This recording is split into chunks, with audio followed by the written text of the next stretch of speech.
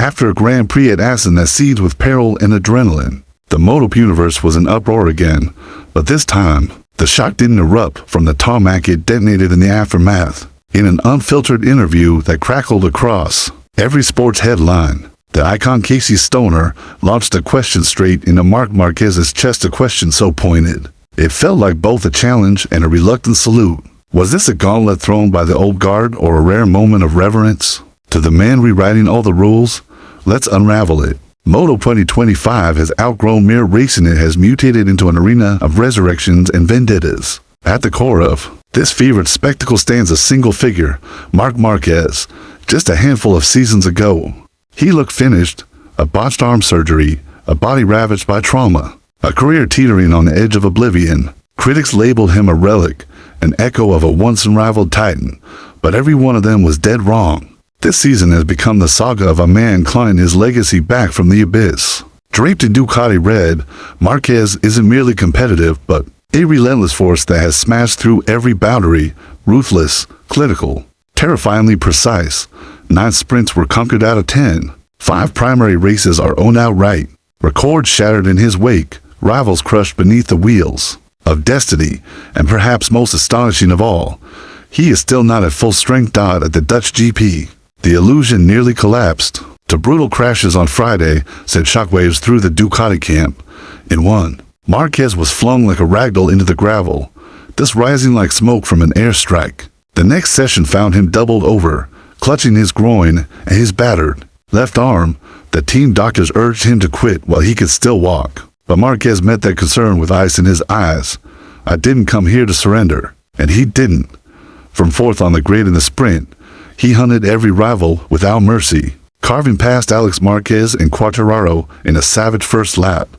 The main race, a repeat performance, fourth to first again, his pain buried beneath sheer defiance. My body was screaming, he confessed later, voice ragged, but losing would have hurt far worse. Those words ignited Ducati's spirit and drew tears from even the most complex mechanics in the paddock. Casey Stoner did not disguise the awe in his voice. This was no hollow media soundbite. The two-time champion had once conquered the Ducati, but what he'd witnessed from Marquez transcended anything he ever imagined possible. When I won in 2007, I thought I had become one with the bike, Stoner admitted, voice low. But Marc, he's not just riding the Desmo Sedici, he's orchestrating it, like it's an extension of his will. To Stoner, this wasn't just supreme form, it was something more unhinged. Something closer to total domination. He's not only fast, Stoner said, his expression caught between dread and fascination. He dictates the race, dictates the minds of his rivals, dictates every heartbeat in the paddock. He is the most dominant rider modern racing has ever seen, and Stoner didn't stop there. His prediction rang out like a prophecy, with an iron certainty. He declared that Marquez would claim his 9th crown long before the final round. Round 18 may be Mondelica, that will be the coronation, he announced. Valencia won't even matter. In Stoner's eyes, Marquez isn't simply winning. He is reshaping the power balance of MotoGP itself. The Desmo Sedici is no thoroughbred built for gentle hands. Its acceleration borders on savage. Its power erupts like artillery fire. Yet beneath its brilliance lies a curse cornering that has humbled the sport's finest. Many champions have tried to tame its wild character, and nearly all have paid the price. But Marc Marquez is a different breed. He didn't try to subdue the Ducati by brute force. He studied it, surrendered to it, and then absorbed its nature. Gone was the reckless late braking.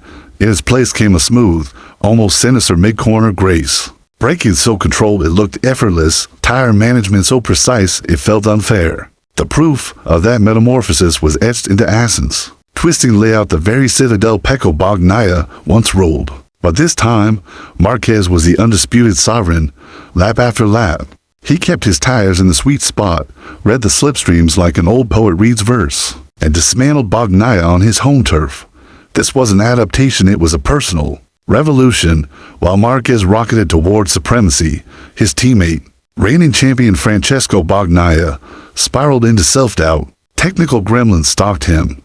Confidence in the Ducati's front end evaporated. Pressure from inside the garage curdled into something poisonous. Where once there had been swagger, now only a haunted figure was watching Marquez eclipse him. The champion looked like a ghost of his former self died at Assen once his sanctuary Pecco was laid low. Humiliated, this wasn't merely a defeat, it was a dismantling. When the cameras found him, voice hoarse, gaze hollow, he whispered what everyone suspected: if I don't rise up now, this season is already lost. The weight of that confession crushed whatever illusions remained. And now Ducati faces an impossible dilemma to marquee riders, but only one who blazes resources, attention, and faith inexorably drift to the man in red number 93. For Pecco, this is no longer about points, but about survival. He still matters about proving to the factory. The moment of reckoning has arrived, merciless and final. Marquez's arrival at Ducati is no ordinary transfer.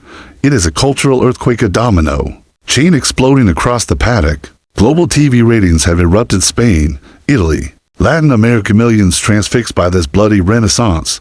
Marquez versus Alex, Marquez versus Pecco. The rivalries burn hotter than ever. Old grudges resurface, new alliances splinter and fuse in real time. Sponsors hurl millions to claim a patch of Ducati's blood red fairing. The most coveted billboard in MOTO or SPO or T-Dot merchandise, a tidal wave.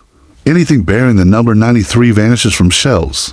The Borgo Panicle factory isn't merely building motorcycles anymore, it's minting gold. And in a twist nobody saw coming, even lifelong Valentino Rossi loyalists, the fiercest anti-Marquez faction, are starting to soften.